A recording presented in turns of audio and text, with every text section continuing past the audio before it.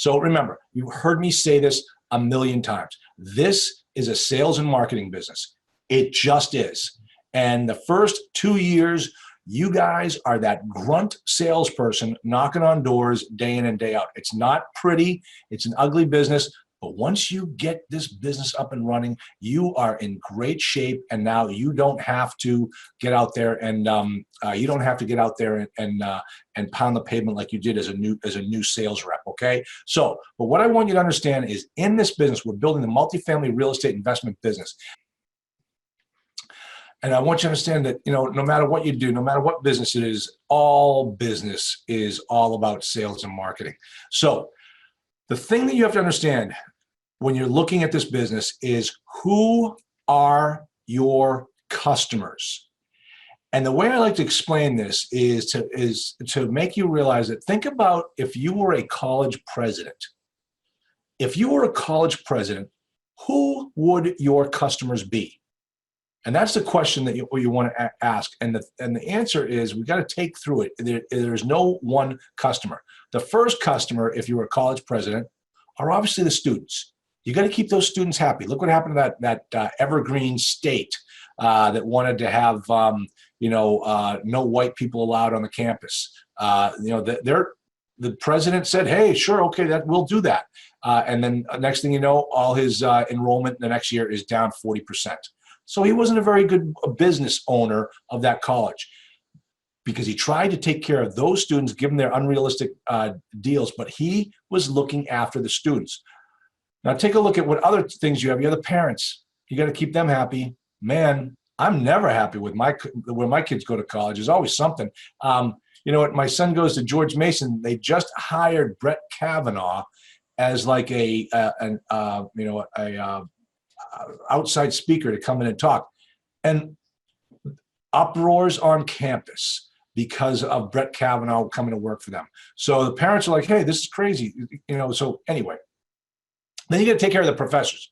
What a bunch of whining groups they are. And I say that jokingly. My brother's a professor. All right, and then the alumni, you got to take care of the alumni. And you got the guidance counselors in the high school. You got to sell your college to them so they can recommend their kids to your school. So as a college president, you have to wear a lot of hats. You got to take care of a lot of people. And that's what it's like whenever you own and run your own business. And it's no different with multifamily. So as a multifamily investor, owner, we have to think about who our customers are all the time. The first customer is the seller. You got to understand that you've got to sell your offer. If your offer doesn't get accepted, we don't have a sale. This is always going to be your number one customer. You got to make that sale. All right.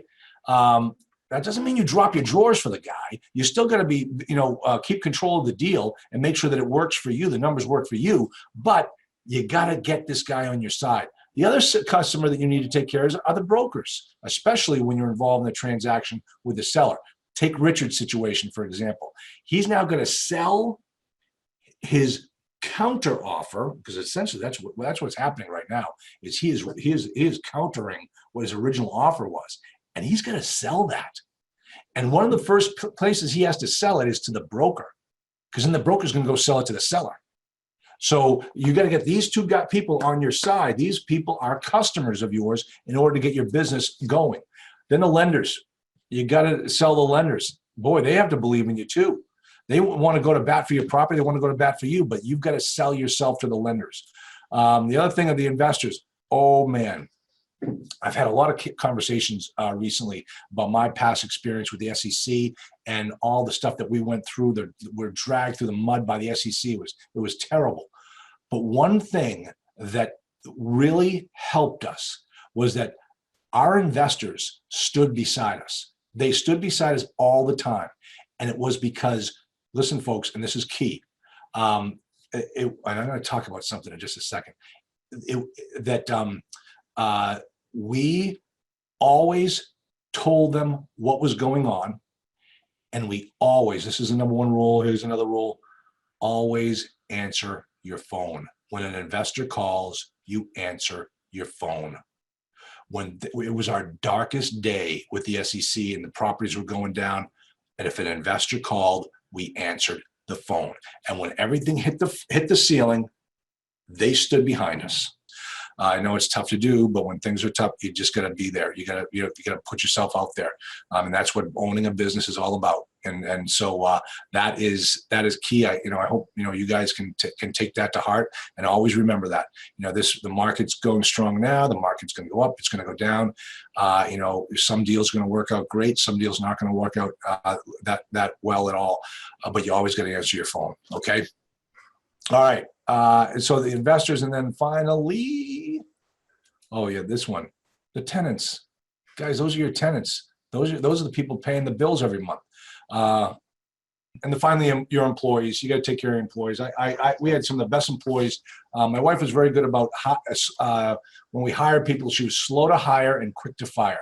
And whenever we had property managers, it took us a while to hire the property manager. We would stay on site. When we found the right person, it was always the right fit because we took our time, and that person knew what we were doing, knew what we were going after, and it was just a great combination.